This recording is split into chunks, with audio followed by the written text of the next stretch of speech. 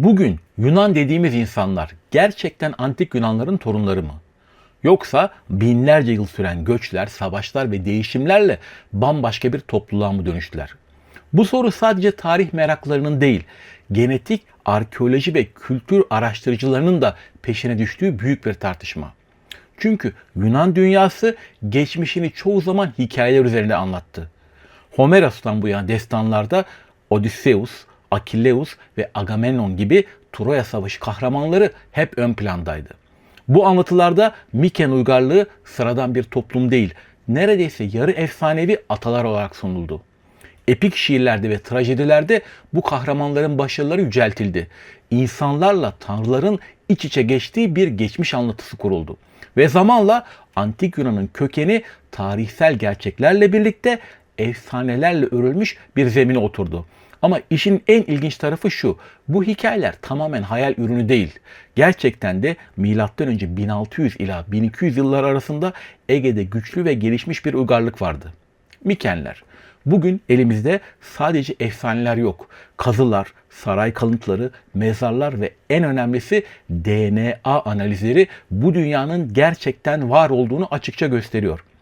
Artık Mikenlerin kim olduğunu, nasıl yaşadıklarını ve hatta genetik olarak kimlere benzediğini biliyoruz. O zaman şu soruyu soralım.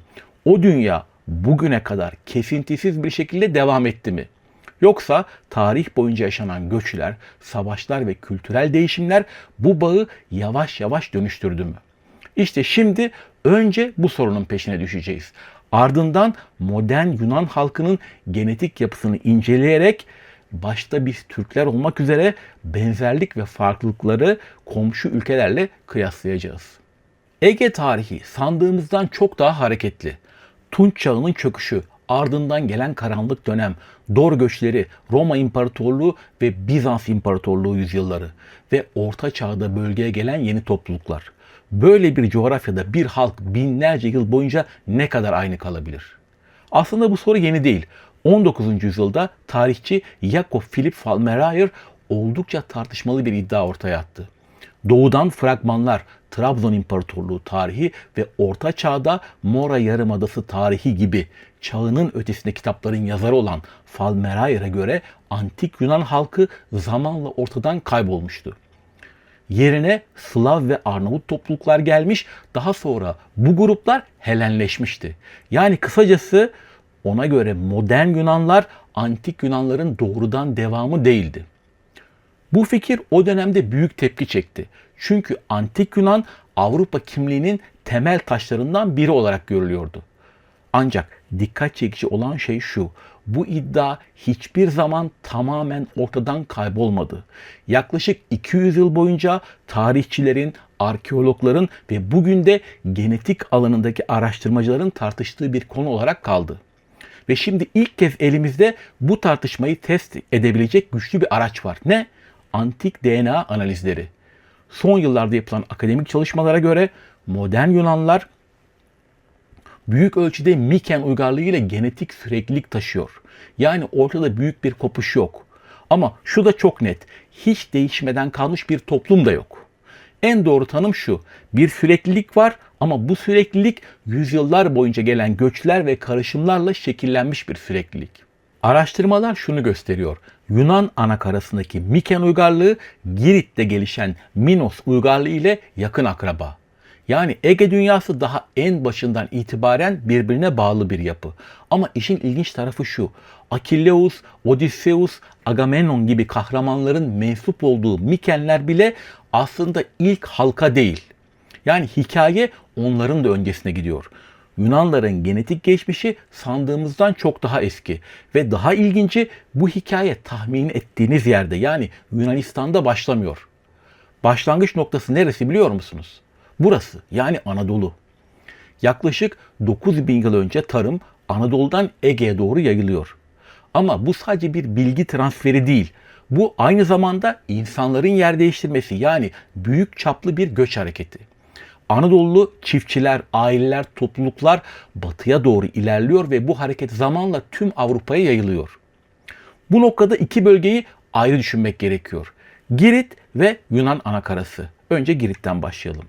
O dönemde Girit büyük ölçüde boş bir ada. Bu yüzden Anadolu'dan gelen ilk çiftçiler doğrudan buraya yerleşiyor. Zamanla bu temel yapının üzerine küçük etkiler ekleniyor. Doğudan gelen katkılar, kuzeyden gelen bozkır etkisi, ama bunlar adanın genetik yapısını kökten değiştirmiyor. Özetle Girit'te kurulan Minos uygarlığı büyük ölçüde Anadolu ve Ege kökenli ilk çiftçilere dayanıyor. Ama hikaye burada bitmiyor. Minos dünyası zamanla ticaretle, denizcilikle ve yerel gelişimle giderek daha karmaşık bir medeniyete dönüşüyor. Bu medeniyetin en gizemli yönlerinden birisi de yazısı. Girit'te kullanılan ve hala tam çözülememiş olan lineer A, Anadolu geçmişiyle bağlantılı olabilir. Bazı bilim insanları bu yazının Anadolu bağlantılı bir dile ait olabileceğini düşünüyor. Bazıları ise bunun Hint-Avrupa dışı yerel bir dil olduğunu savunuyor. Ama bugün için kesin olan şey şu: bu yazının dili hala çözülebilmiş değil ve Ege tarihinin en büyük gizemlerinden biri olmaya devam ediyor. Şimdi Yunan anakarasına bakalım. Burada tablo biraz daha karmaşık. Çünkü Anadolu'dan gelen ilk çiftçiler bölgeye ulaştığında orada zaten yerli avcı toplayıcı topluluklar yaşıyordu. Ve bu iki grup zamanla birbirine karıştı. Bu yüzden anakaradaki genetik yapı tek bir kaynaktan değil, birkaç farklı katmanın birleşiminden oluşuyor. Ama Miken uygarlığını asıl farklı yapan önemli bir detay var. Kuzeyden gelen ek bir katman. Mikenlerde Avrasya bozkırlarıyla bağlantılı bir genetik katkı açıkça görülüyor. Minos uygarlığında ise bu katkı ya hiç yok ya da çok çok düşük seviyede. Peki bu ne anlama geliyor? Yunan anakarasına kuzeyden yeni bir göç dalgası geliyor. Ve küçük gibi görünen bu fark aslında büyük sonuçlar doğuruyor. Çünkü Pontus Hazar bozkırı kökenli ve Yamnaya kültürüyle ilişkilendirilen bu genetik katkı Hint-Avrupa dilleriyle bağlantılı kabul ediliyor. Nitekim M.Ö. 2300 civarında Proto-Yunanca'nın ortaya çıkışı, kültürel dönüşüm ve daha sonra bildiğimiz Yunan kimliğinin şekillenmesi büyük ölçüde bu bozkır kökenli katmanla ilişkilendiriliyor. Girit'te ise tablo birazcık daha farklı. Ada olması sebebiyle dış etkiler daha sınırlı. Bozkır etkisi buraya çok daha geç ulaşıyor ve çok daha zayıf kalıyor. Ama Tunç çağının sonlarına doğru dengeler değişiyor. Ticaret artıyor, etkileşim yoğunlaşıyor ve zamanla Minos ve Miken dünyası giderek daha fazla iç içe geçiyor. Özetlemek gerekirse Minos uygarlığı ile Miken uygarlığı aslında aynı genetik kökten geliyor. Ama Mikenlerde bu yapının üzerine kuzeyden gelen ve Yunanca'nın atası sayılan bir dili taşıyan yeni bir katman ekleniyor. Zamanla Yunan dünyası büyük bir dönüşüm geçiriyor. Milattan önce 1200'lerde Tunç çağı çöküşü ve Dor göçleriyle Miken uygarlığı yıkılıyor. Ardından Yunan karanlık çağı başlıyor. Bu süreçten sonra şehir devletleri yükseliyor ve klasik Yunan medeniyeti doğuyor. Büyük İskender'in fetihleriyle Yunan kültürü Helenistik dönemde Akdeniz'den Asya'ya kadar yayılıyor. Daha sonra Roma ve Bizans egemenliği altında Yunan kültürü etkisini sürdürüyor. Osmanlı döneminde ise Yunan halkı siyasi hakimiyet altında yaşasa da dilini, dinini ve kültürel kimliğini koruyor. Ancak 19. yüzyılda yükselen milliyetçilik hareketleriyle birlikte bağımsızlık süreci başlıyor.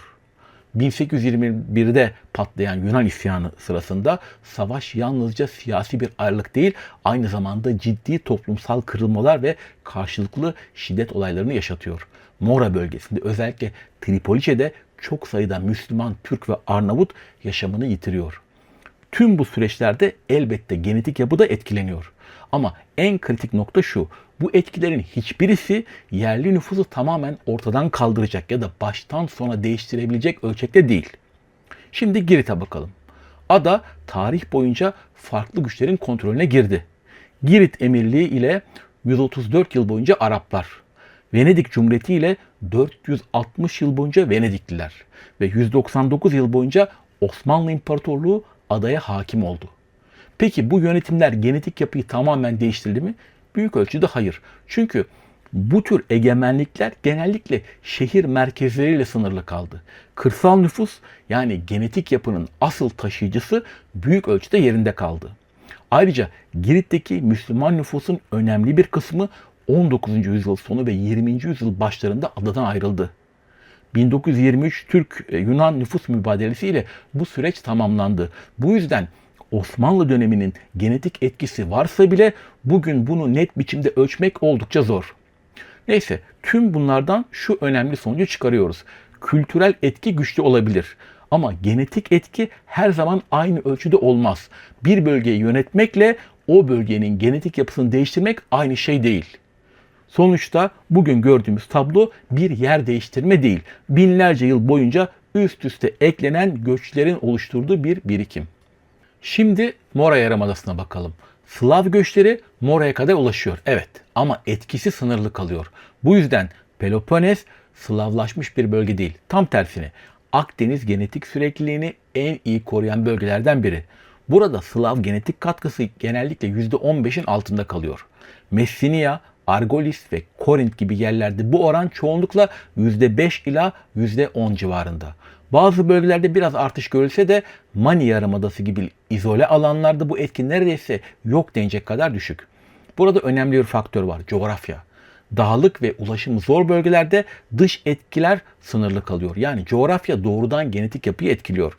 Bu sürekliliğin en çarpıcı örneklerinden biri ise Mora'nın güneyindeki Mani Yarımadası. Burası Yunanistan'ın en izole bölgelerinden biri. Tarih boyunca kapalı bir toplumsal yapı ve güçlü bir iç dayanışma var. Genetik çalışmalar da bunu doğruluyor. Maniotlarda çok güçlü bir yerel süreklilik görülüyor. Yani bu topluluk antik Yunan dünyasına genetik olarak en yakın modern gruplardan biri kabul ediliyor. Özellikle erkek soyunu takip eden analizler bu grubun yüzyıllar boyunca büyük ölçüde kendi içinde kaldığını gösteriyor. Ancak kuzeye doğru çıktıkça tablo değişiyor. Balkanlarla temas arttıkça Slav ve Doğu Avrupa etkisi de yükseliyor. Yine de bu artış genetik yapıyı tamamen değiştirebilecek bir seviyeye ulaşmıyor. Kuzey Yunanistan için doğrudan Slav yüzdesi veren net bir akademik çalışma yok. Ama genetik analizlere dayalı modeller bazı bölgelerde bu oranın %25'e yaklaşabildiğini, hatta yer yer aşabileceğini gösteriyor. Özellikle Trakya'ya yakın alanlarda Balkan halklarıyla benzerlik çok daha belirgin. Tabi burada önemli bir detayı da unutmamak gerekiyor. Batı Trakya'da yaşayan Türk azınlık ve 1923 Türk-Yunan nüfus mübadelesiyle Yunanistan'a giden Anadolu kökenli Ortodoks topluluklar. Ülkenin genetik yapısına nüfusları oranında farklı genetik katkı yapıyor. Ne var ki bu gruplar üzerinde yapılmış detaylı DNA çalışmaları oldukça sınırlı. Benzer şekilde Yunanistan'a genetik açıdan çok farklı bir profil taşıdığı düşünülen Pontus Rumları üzerine de kapsamlı çalışmalar yeterli değil. Ama mevcut modern ve antik DNA verilerine dayanarak yapılan akademik yorumlar, akademik çalışmalar demiyorum, bu grubun yaklaşık olarak %50 ila 70 oranında yerel Anadolu ya da Doğu Karadeniz kökenli, %20 ila 30 Kafkasya bağlantılı, %10 ila 20 Ege Antik Yunan benzeri bir bileşene sahip olabileceğini düşündürüyor. Yani profilleri Yunanistan anakarasından bambaşka. Tüm bu verileri bir araya getirsek de sonuç net. Jakob Philipp Falmerayer'in iddia ettiği gibi tam bir nüfus değişimi yok.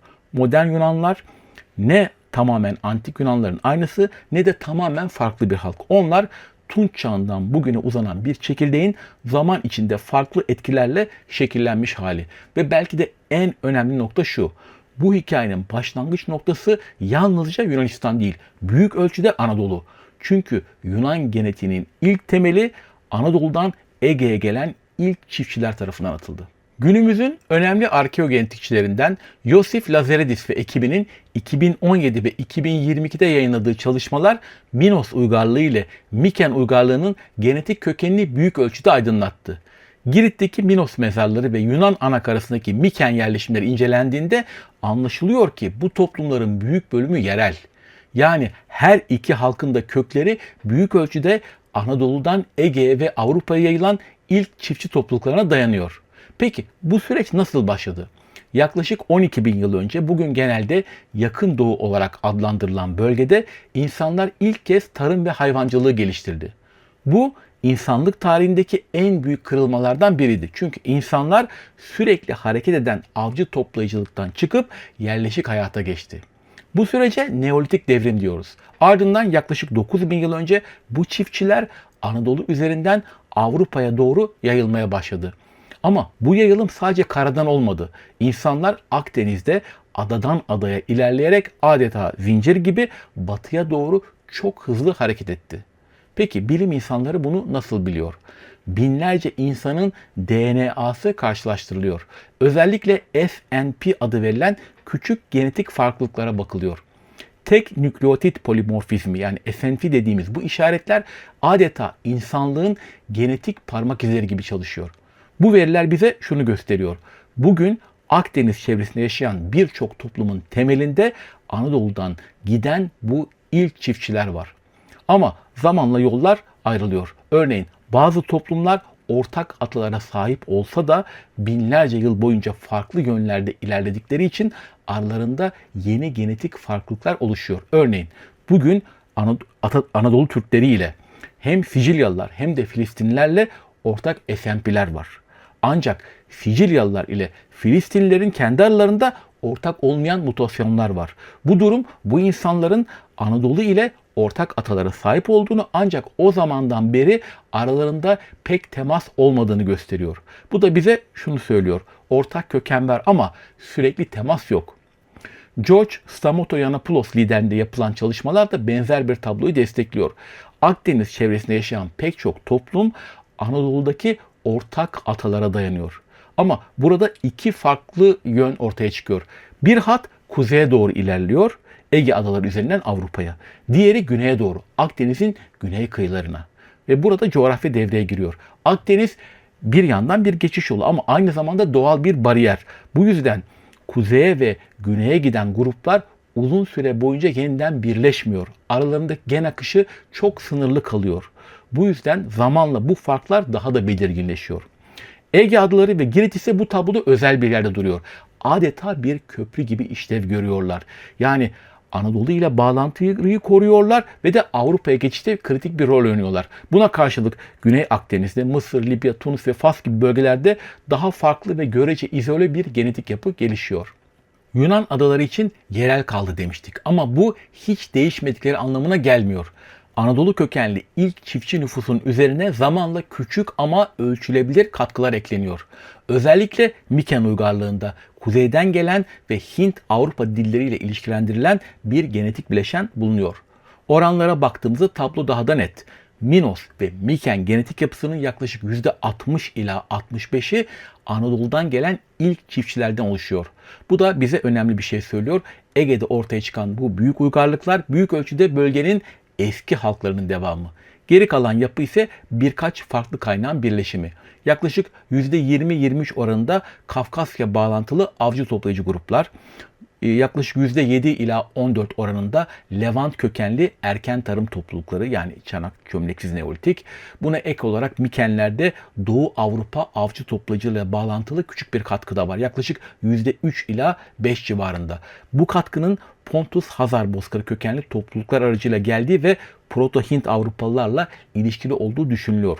Hatta bunlara ek olarak Balkanlardaki en eski yerli katmanlardan demir kapılar Mezolitik topluluklarına ait %1 ila %2 gibi küçük izler de tespit edilebiliyor. İlginç bir detay, bozkır kökenli katkı açısından Miken elitleriyle sıradan halk arasında belirgin bir fark yok. Hatta bazı bireylerde bu katkı hiç bulunmayabiliyor. Burada önemli bir noktayı da netleştirelim. Modern Yunanlardaki bozkır etkisi tek bir döneme ait değil. İki aşamada geliyor. İlki Tunç çağında Mikenlerle birlikte ortaya çıkan erken katkı. İkincisi ise Orta Çağ Balkan topluluklarıyla karışım. Yani bugün gördüğümüz yapı antik Ege sürekliliğinin üzerine eklenmiş sınırlı Balkan katkılarına oluşuyor. Ama bu katkılar ana yapıyı kökten değiştirebilecek ölçüde değil. Üstelik bunu sadece tek bir analiz söylemiyor. Farklı yöntemlerle doğruluyor. Genetik mesafe ölçümleri, karışım modelleri, akrabalık analizleri hepsi aynı sonuca çıkıyor. Modern Yunanlar genetik olarak en çok Güney Avrupa toplumlarına yakın. Özellikle İtalya ve Balkanlar bu açıdan en benzer bölgeler. Ve belki de en dikkat çekici nokta şu. Yunanlar tarih boyunca sadece kültürlerini değil, kendilerini de taşımış. Akdeniz'de kurdukları kolonilerde sadece dil ve kültür değil, genetik izler de bırakmışlar. Peki ya Girit yani Minos uygarlığı? Arkeogenetik veriler Minosların genetik olarak Avrupa'nın erken tarım topluluklarına oldukça benzediğini gösteriyor. Özellikle Sardinya ve İber Yarımadası gibi bölgelerle dikkat çekici benzerlikler var. Clemente ve arkadaşlarının 2021'de yaptığı çalışma ise daha ilginç bir sonucu işaret ediyor. Erken Tunç Çağı'nda Ege'deki Minos, Heladik ve Kiklat toplulukları genetik olarak oldukça homojen. Yani Ege dünyası düşündüğümüzden daha bütüncül bir yapı. Şimdi konuya daha geniş bir açıdan bakacağız. Sıkça sorulan bir soru var. Moralılar neden İtalyanlara, özellikle Güney İtalya'ya bu kadar çok benziyor? Cevap aslında oldukça net. Ortak Akdeniz geçmişi. Peloponnes halkı yani Moralılar genetik olarak Güney İtalya ve özellikle Sicilya ile oldukça yakın. Hatta bu yüzden İtalyanca'da una faccia una razza, tek yüz tek ırkta denilen İtalyan-Yunan kardeşliğini anlatan bir ifade var. Bunun nedeni bu bölgelerin 3 ana katman üzerine kurulmuş olması. Anadolu'dan gelen ilk çiftçiler, Tunç Çağı Ege toplulukları ve uzun süre yerel devamlılık. Ama bunların da üzerine eklenen önemli bir tarihsel süreç var. Antik Yunan kolonizasyonu. Ege'den çıkan Yunan toplulukları Güney İtalya ve Sicilya'ya yerleşti. Bu süreç sadece dili ve kültürü değil, genetik yapıyı da etkiledi. Bu yüzden bugün bu bölgeler arasında güçlü bir benzerlik görüyoruz. Burada önemli bir noktayı da atlamamak gerekiyor. Avrupa genetiği keskin sınırlarla birbirinden ayrılmıyor. Kuzeye doğru gittikçe yapı değişiyor, güneye doğru indikçe Akdeniz etkisi artıyor, Türkiye dahil. Peki Yunanlar bu tablonun neresine yer alıyorlar? Yunanlar Kuzey Avrupa'dan belirgin bir şekilde farklılar. Güney Avrupa genetik kümesi içinde yer alıyorlar. Ama Balkanlarla da güçlü bir bağlantıya sahipler. Yani Yunanlar iki büyük dünyanın kesişim noktası diyebiliriz. Peki Kıbrıs'a ne diyoruz? Kıbrıs ile özellikle Kuzey Yunanistan arasında belirgin farklar var. Kuzey Yunanistan Balkanlara daha yakın olduğu için biraz daha kuzey etkisi taşıyor. Kıbrıs ise Doğu Akdeniz'de yer aldığı için daha çok doğu etkisi gösteriyor. Peki Yunan adaları, Kiklat adaları, 12 ada ve İyon adaları genel olarak Yunan anakarasına benzer. Ama her biri kendi içinde yerel farklılıklar taşır. Özellikle Anadolu'ya coğrafi olarak yakın olan adalarda, 12 adalarda Anadolu ile genetik benzerlik çok daha belirgin hale gelir. Yani sonuçta tablo net. Yunan dünyası tek tip değil ama hepsini birbirine bağlayan güçlü ve tarihsel bir genetik süreklilik var. Şimdi geçen yüzyılın oldukça popüler bir tartışmasına bakalım. Bildiğiniz gibi İngiliz arkeolog Arthur Evans, Girit'teki Knossos Sarayı'nı ortaya çıkararak Minos uygarlığını dünyaya tanıtan isimdi. Evans ve onun dönemindeki bazı araştırmacılar Girit'teki mimariyi ve sanatı incelerken Mısır ve Doğu Akdeniz dünyasıyla dikkat çekici benzerlikler fark ettiler. Özellikle 3 nokta öne çıkıyordu. Mısır'daki sembolik yazı sistemleriyle benzerlikler, Doğu Akdeniz'deki yoğun ticaret ağları ve bazı sanat motiflerindeki ortak unsurlar. Bu gözlemlerden yola çıkarak şu fikir yaygınlaştı. Minos uygarlığı Mısır ya da Levant'tan etkilenmiş olabilir. Hatta bazı araştırmacılar işi daha da ileri götürdü ve Minosların kökenini açıklamak için dışarıdan göç teorilerini güçlü şekilde savundu. Çünkü o dönemde Mısır ve Levant genellikle medeniyetin beşiği olarak görülüyordu. Bu da bu tür yorumları daha cazip hale getiriyordu. Peki bu yaklaşım bugün hala geçerli mi? Özellikle 1987 ile 2006 yılları arasında yayınlanan ve büyük tartışma yaratan Black Athena yani Kara Athena tezi bu konuyu yeniden alevlendirmişti. Kitabın yazarı Martin Bernal, antik Yunan kültürünün ve dilinin kökeninde Mısır ve Levant'ın güçlü bir etkisi olduğunu savunuyordu. Hatta bu etkilerin modern tarih yazımında bilinçli olarak geri plana itildiğini öne sürüyordu. Ancak son yıllarda yapılan genetik çalışmalar bu tabloyu netleştirdi. Minos ve Miken uygarlıkları üzerinde yapılan DNA analizleri şunu gösteriyor. Bu toplumların genetik yapısı büyük ölçüde Ege ve Anadolu'daki Neolitik çiftçi topluluklarına dayanıyor. Yani karşımızda tamamen dışarıdan gelmiş bir medeniyet değil, büyük ölçüde yerel bir süreklilik var. Bu da ne anlama geliyor? Evet, Yunan dünyası Mısır ve Doğu Akdeniz ile temas halindeydi. Ticaret vardı, kültürel etkileşim vardı, fikir alışverişi vardı. Ama bu etkileşim toplumların genetik kökenini belirleyecek düzeyde baskın değildi. Dolayısıyla Minoslar Mısır kökenlidir ya da Yunan uygarlığı dışarıdan kurulmuştur gibi iddialar günümüz genetik verileriyle desteklenmiyor. Özetle Yunan dünyası tamamen izole değildi ama tamamen de dışarıdan gelmedi. Bugün bilim dünyasında kabul gören model şu: yerel gelişim, bölgesel etkileşim. Yani ne tamamen dış etkilerle açıklanabilir ne de tamamen içe kapalı bir gelişimle. Gerçek hikaye bu ikisinin dengeli bir birleşiminde yatıyor. Eğer bu kanala yeni geldiyseniz ve önceki videolarımı izlemediyseniz burada kısa bir mola verelim. Çünkü birazdan anlatacaklarımı rahatça takip edebilmeniz için 4 temel kavramı hızlı ve basit şekilde netleştirmem gerekiyor. Birincisi Y-DNA. Yani sadece babadan oğula geçen genetik hat demek. Yani soy ağacında yalnızca erkek çizgisini takip ediyor. Dededen babaya, babadan oğula giden bir iz gibi düşünebilirsiniz. İkincisi mtDNA. Bu ise anneden çocuğa geçiyor. Kadın, erkek herkes taşıyor ama sadece kadınlar bir sonraki nesle aktarıyor. Yani bu da anne hattını takip etmemizi sağlıyor. Üçüncüsü ve en önemlisi otozomal DNA. Bu anne ve babadan karışık şekilde gelen genetik yapıdır. Yani sadece tek bir hat değil, tüm atalarımızın genetik katkılarını birlikte taşır. Eğer büyük resmi görmek istiyorsak en çok buna bakmamız gerekir. Son bir terim daha var, haplogrup. Bu da binlerce yıl önce yaşamış ortak bir atadan gelen genetik aile kodu anlamına gelir. Yani belirli bir soy çizgisinin eski geçmişteki kökenini ifade eder. Kısaca toparlayalım. Y-DNA ve mtDNA ya da mtDNA bize tek bir soy hattını gösterir. Haplogrup o hattın çok eski kökenini anlatır. Ama otozomal DNA tüm bu parçaları bir araya getirir ve genel tabloyu ortaya koyar. Şimdi tüm bu bilgileri cebimize koyduk. Gelelim asıl konuya. Modern Yunanların genetik yapısı nasıl şekilleniyor? Ve daha da merak edilen soru. Türkler ve Yunanlar genetik olarak ne kadar benzer, ne kadar farklı? Şimdi adım adım buna bakıyoruz. Önce erkek hattına yani Y-DNA'ya bakalım. Burada birkaç ana genetik hat öne çıkıyor ve bize bölgenin uzun tarihini anlatıyor. İlk grup J2 ve G2. Bunlar biraz önce bahsettiğimiz Anadolu kökenli ilk çiftçilerle bağlantılı hatlar. J2 özellikle J2A kolu bugün hem Yunanistan'da hem Türkiye'de oldukça yaygın. Yunanistan'da yaklaşık %20 ila %30, Türkiye'de ise %20 %25 civarında görülüyor. Yani kabaca her iki ülkede de neredeyse 4 erkekten biri bu hattı taşıyor. Girit'te bu oran daha da yükseliyor. J2A ve J2B birlikte %25, %35 seviyelerine çıkabiliyor. Hatta Girit'e özgü bazı alt kollar da var.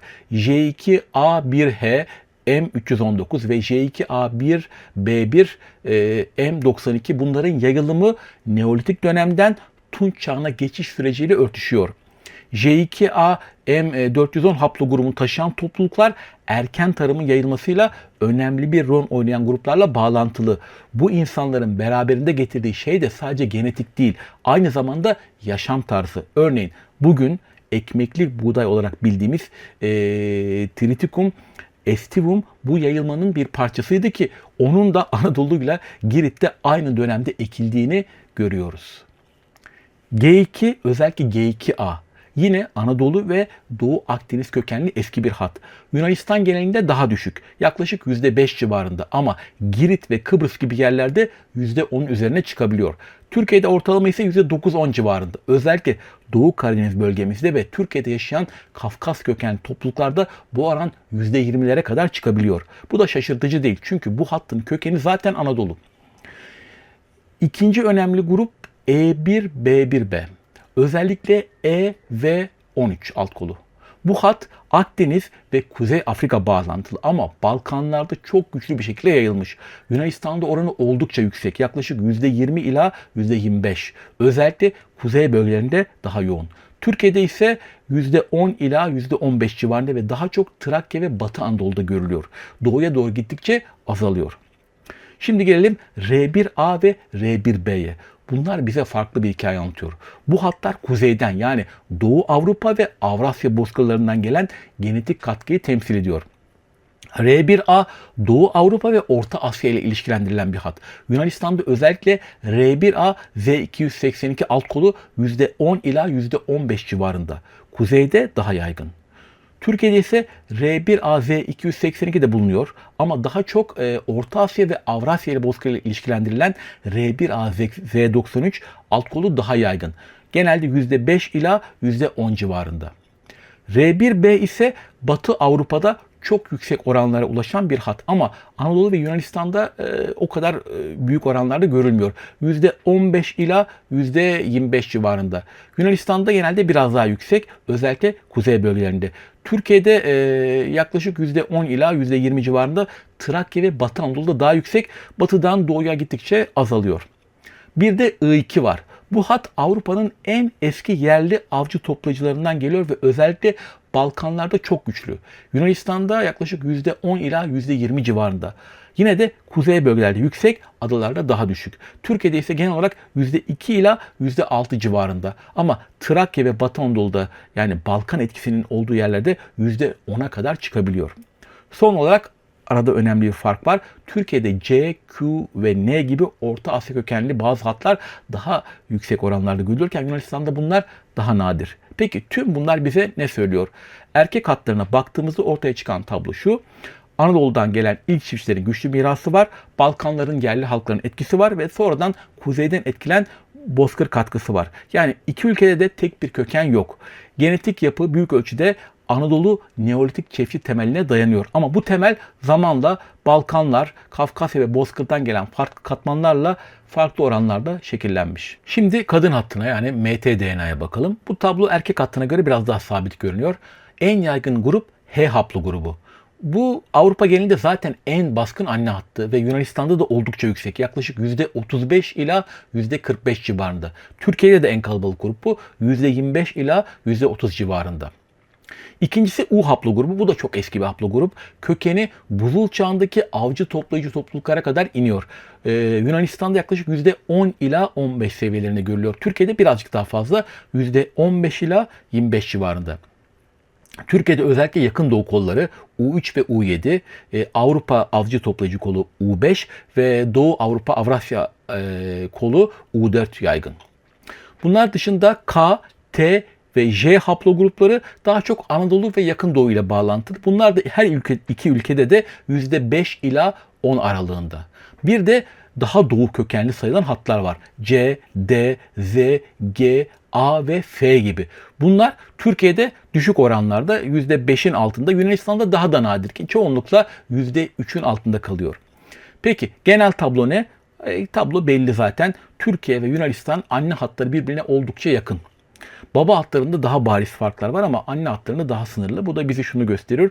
Kadın soyunda her iki ülkede de güçlü bir süreklilik var. Yani tarih boyunca göçler yaşanmış olsa da yerel nüfus tamamen yer değiştirmemiş. Özellikle anne hattı büyük ölçüde korunmuş gibi görünüyor. Bu durum sadece bu iki ülkeye de özgü değil. Genel olarak Akdeniz dünyasında benzer bir tablo var.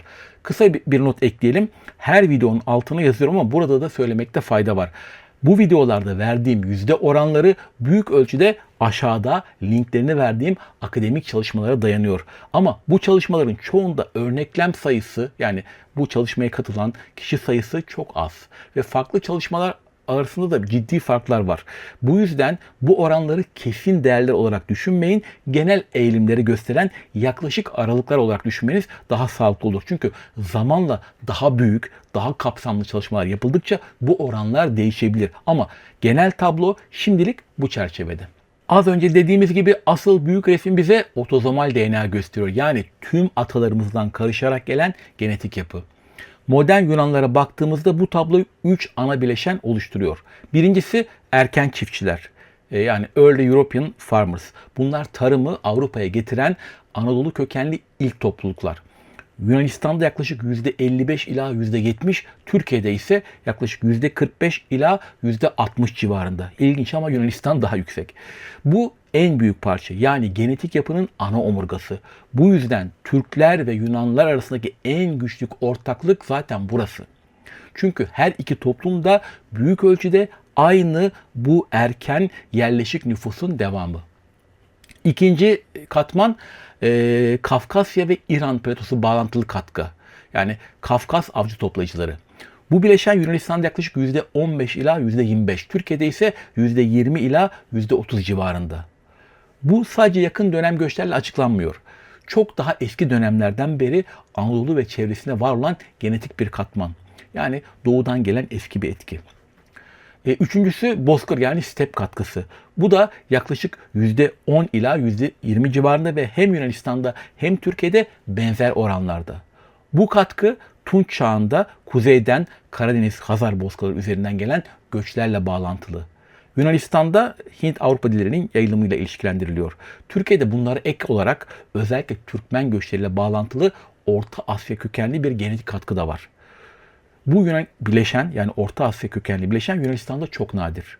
Neyse, sonuçta genel tabloyu nasıl okumalıyız? Şöyle, Yunan toplumunun ana genetik yapısı Tunç çağında büyük ölçüde şekillenmiş durumda. Yani Minos uygarlığı ve Miken uygarlığı gibi Ege toplumlarının devamı. Sonrasında Roma dönemi, Orta Çağ ve Balkan göçleri gibi süreçlerde bazı katkılar geliyor. Ama bunlar ana yapıyı kökten değiştirmiyor. En basit haliyle özetlersek modern Yunanların genetik yapısının %60 ila %80'i Tunç çağı Ege halklarının devamı. Bunun üzerine %10 ila 30 civarında Orta Çağ ve sonrası Balkan Slav katkısı, %5 ila %15 civarında Doğu Akdeniz bağlantılı etkileşimler eklenmiş durumda. İki ülke arasındaki genetik benzerliği anlamak için bilim insanları genellikle FST, yani fiksasyon indeksi adı verilen bir ölçü kullanıyor. Bunu en basit haliyle iki popülasyon arasındaki genetik mesafe gibi düşünebiliriz. FST değeri sıfıra ne kadar yakınsa iki grup birbirine o kadar benzer demektir. Bu değer arttıkça genetik fark da artar. FST değerleri çalışmadan çalışmaya değişebilir. Çünkü sonuçlar doğrudan örneklem seçilimine, bölgesel dağılıma ve kullanılan referans popülasyonlarına bağlıdır. Bu yüzden farklı makalelerde aynı ülke çiftleri için farklı yakınlık sıralamaları görmek mümkündür. Örneğin geçenlerde İran programında bahsettiğimiz tek bir çalışmaya dayanarak, ki başka bir akademik çalışma yoktu, tek bir çalışma vardı, onu kullanmak zorundaydım. İran'ın Türkiye ile ilişkisi Yunanistan veya Azerbaycan'a kıyasla daha yakın görünüyordu ve hemen itirazlar geldi. Haklı itirazlar tabii ki. Çünkü daha geniş örneklemli ve farklı bölge dağılımlarını içeren başka çalışmalar Yunanistan'ın Türkiye'ye daha düşük genetik mesafe gösterdiğini, yani İran'dan daha yakın olduğunu ortaya koyuyor. Buradaki kritik nokta şu: FST analizleri tek bir mutlak yakınlık sıralaması vermiyor. Sonuçlar büyük ölçüde hangi popülasyonların hangi bölgelerden ve hangi bireylerden seçildiğine bağlı. Örneğin yapılacak çalışma için Türkiye örneklemleri ağırlıklı olarak Doğu Anadolu'dan alınırsa İran, Kafkasya ve Azerbaycan topluluklarına daha yakın sonuçlar çıkabilir ki muhtemelen İran çalışması Doğu Anadolu'dan, mesela Van'dan alınan Türkler üzerine, örneklemler üzerinde gerçekleştirilmişti. Buna karşılık Ege, Trakya veya Marmara ağırlıklı örneklemler ise Balkanlar ve Yunanistan'la daha güçlü bağlar gösterebilir. Yani genetik mesafe verileri sabit bir ulusal kimlikten çok bölgesel tarih ve nüfus yapısının yansıması. Şimdi daha büyük çalışmalara gelelim. Farklı genome-wide çalışmaları, yani DNA'nın sadece bir parçasına değil tamamına bakılarak yapılan çalışmalar birlikte değerlendirdiğimiz zaman Türkiye ile Yunanistan arasında genel eğilim şu: bu iki bölge, Ege, Batı Anadolu ve Güney Balkan alt grupları arasında çok düşük FST değerleri var. Bunun sebebi de genetik süreklilik ve tarihi kesilmeyen gen akışı. Ancak bu tabloya Türkiye'nin Doğu ve Güneydoğu bölgelerini dahil edersek bu mesafe artıyor. Çok önemli bir detayı çünkü genellikle gözden kaçırıyoruz. Her iki ülkede, Türkiye ve Yunanistan, kendi içinde homojen değiller. Türkiye içinde genetik yapı bölgelere göre değişiyor. Batı Anadolu ve Ege, Yunanistan ve Ege dünyasına yakın. Doğu ve Güneydoğu Anadolu, Kafkasya ve Orta Doğu'ya yakın. İç Anadolu ve Karadeniz bunların arasında bir yerlerde. Yunanistan da kendi içinde homojen değil. Ege adaları Anadolu ve Ege'ye çok yakın, hatta bizden neredeyse. Kuzey Yunanistan, Balkan etkisi çok güçlü. Güney Yunanistan daha eski genetik süreklilik var. Ege'nin genetik sürekliliği, deminden beri bahsettiğimiz. Tüm bunları değerlendirip genel tabloya bakarsak Türkiye ile Yunanistan arasında genetik mesafe düşük. Çeşitli FST çalışmalarında yaklaşık binde 2 ila %1 arasında bir aralık veriliyor. İki ülke de kendi içinde farklı alt gruplar içerdiği için bu ilişki tek bir sayı olarak verilmiyor. Bir aralık içinde değerlendiriliyor. Burada ilginç bir nokta var ama bunu paradoks olarak düşünmeyin. Bu genetik tarihin bir cilvesi. FST açısından bakıldığında Ege bölgesi Yunanistan popülasyonuna genetik olarak en yakın bölgelerden biri. Ya bu binde ikiler de Ege kastediliyor muhtemelen. Bu Ege'nin tarih boyunca kesintisiz Akdeniz-Balkan etkileşimi içinde olmasından kaynaklanıyor. Ama ilginç olan şey şu: Türkiye'nin genel genetik yapısı içinde Ege aynı zamanda Orta Asya kökenli katkıyı taşıyan, en yüksek oranı taşıyan bölgemiz. Bu da ilginç değil mi? Ama bunun nedeni daha fazla Orta Asyalı olmak değil. Türkiye'nin batı bölgelerinde nüfus yapısının daha iyi korunmuş olması ve daha gelen göçlerle daha az seyrelmiş olması. Şimdi bunu da geçtik. Genel Efesli eğilimine göre Türkiye'ye genetik olarak yakın bölgeler, ülkeler hangileri? Yunanistan bir kere bir numara. Bunun dışında Güney Bulgaristan, Kuzey Makedonya, özellikle Üsküp ve civarı, Kıbrıs, Güney İtalya, özellikle Sicilya ve Kalabria ve Ege adaları. En yakını Ege adaları. Bu grup Ege ve Akdeniz üzerinden tarihsel gen akışı özelliklerini paylaştığı için bu sonucu veriyor. Peki Güney İtalya ne alaka diye soruyoruz. Bireysel test yaptıranlar da sonuçlar arasında görünce şaşırıyorlar. Güney İtalya nedir diye. Bu sık gelen bir soru, cevabı basit. Burada mesele bireysel aile hikayeniz değil. Programın başından beri anlattığım gibi çok eski tarihsel göçler. Sözün özü. Biz oralardan gelmedik. Siz de yüzde bilmem kaç İtalyan değilsiniz. Tıpkı Yunanlılarda olduğu gibi onların ataları zamanından buralardan oralara gittiği için biz onlarla yakınız. Mumyalaşmış cesedi Alplerde bulunan buz adam Ötzi bile Anadolu çocuğuyken Sicilya dediğiniz 2 adımlık yol. Neyse, bu grubun bir tık ötesinde yalan ülkeler de var. Bunlar Ermenistan, Azerbaycan, Gürcistan, İran, Irak, Suriye ve genel olarak Levant yani Filistin civarı. Bu bölgelerle Türkiye arasında tarih boyunca sürekli gen akışı olmuş olsa da etkileşim Yunanistan ve Balkan hattındaki kadar yoğun ve kesintisiz değil. Bu yüzden genetik mesafe bir tık daha fazla. Ama burada önemli bir yanlış anlamı olabiliyor. Bunu düzeltmek lazım. Türkiye'yi tek bir bütün gibi düşündüğümüz zaman yanıltıcı oluyoruz. Eğer Türkiye tek bir bölgeden oluşsaydı, örneğin herkes aynı yerden geliyor olsaydı tablo tabii ki çok daha farklı olurdu. Hepimiz Artvinli olsaydık Gürcistan'a daha yakın görünürdük. Hepimiz Karslı olsaydık Azerbaycan ve Kafkasya'ya çok daha yakın dururduk. Vanlı olsaydık İran etkisi daha fazla olurdu. Urfalı olsaydık Levant ve Suriye hattına daha yakın bir profilimiz olurdu. Ama gerçek şu ki Türkiye bunların hepsinin bir karışımı. Bu yüzden genetik açıdan Türkiye tek bir yöne değil birkaç farklı tarihsel ve coğrafi hattın kesişim noktasında duruyor. Bitirmeden önce küçük bir notla kapatalım. Bundan birkaç ay önce yayınladığım Türkler ve Yunanlar neden anlaşamıyor başlıklı videoyu izlemenizi öneririm. Çünkü iki toplumun zihniyetinde çok büyük değişimler olmadığı için o video hala güncelliğini koruyor. Orada mümkün olduğunca tarafsız kalmaya hem eleştiri hem de öz eleştiri yapmaya çalışmıştım. Şimdi gelelim sık sorulan bir soruya. Komşularımıza Yunan mı demeliyiz, Yunanlı mı? Önce Yunan kelimesinin kökenini anlamak gerekiyor. Bugün Türkçe'de kullandığımız Yunan kelimesi doğrudan Antik Yunancadan değil, Farsça üzerinden dilimize geçmiş bir isim. Kökeni ise Antik Yunan dünyasındaki İyon halkına dayanıyor. İyonlar Antik Yunan dünyasının 4 büyük grubundan sadece bir tanesiydi. İyonlar, Dorlar, Ayoller ve Akalar. Yani İyon aslında tüm Yunanları değil, sadece bir kısmını ifade ediyordu. Ama tarih içinde ilginç bir süreç yaşanıyor. Persler Yunanlarla ilk temaslarını çoğunlukla İyonlar üzerinden kuruyor ve zamanla tüm Yunan dünyasını bu isimle anmaya başlıyorlar. Yunan adı buradan yayılıyor. Bu kelime daha sonra Arapçaya ve Türkçe'ye geçiyor ve bugün biz tüm halkı bu isimle anıyoruz. Yani Yunan kelimesi aslında tarih içinde bir alt grubun adının genelleşmiş hali. Dil kullanım açısından bakarsak nasıl Türk, Alman gibi doğrudan etnik isimler kullanıyorsak Yunan da bu şekilde kullanılan bir isim. Buna karşılık Yunanistan vatandaşı olan ve etnik olarak Yunan olmayan kişiler için Yunan demek doğru olmaz. Burada Yunanistanlı gibi bir vatandaşlık temelli ifade daha uygundur. Söz gelimi Batı Trakya Türkleri ya da Pomaklar için. Peki Yunanlar kendileri ne diyor? Onlar kendilerini Elen olarak tanımlıyor. Batı dillerinde ise genellikle Grek ifadesi kullanılıyor. Ama Türkçe'de bu kelimeler çok yerleşmiş değil. Hatta Elen ya da Grek dediğimizde çoğu zaman Antik Yunan döneminden bahsedildiğini zannediyoruz. Günlük kullanımda çünkü Türkiye'de genellikle Yunanlı terimi oturmuştur.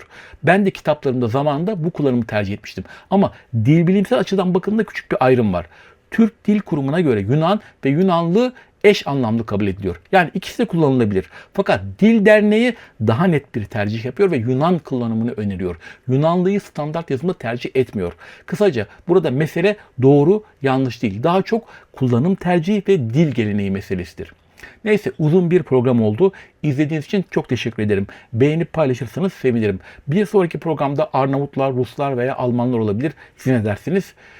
Görüşmek üzere. Hoşça kalın.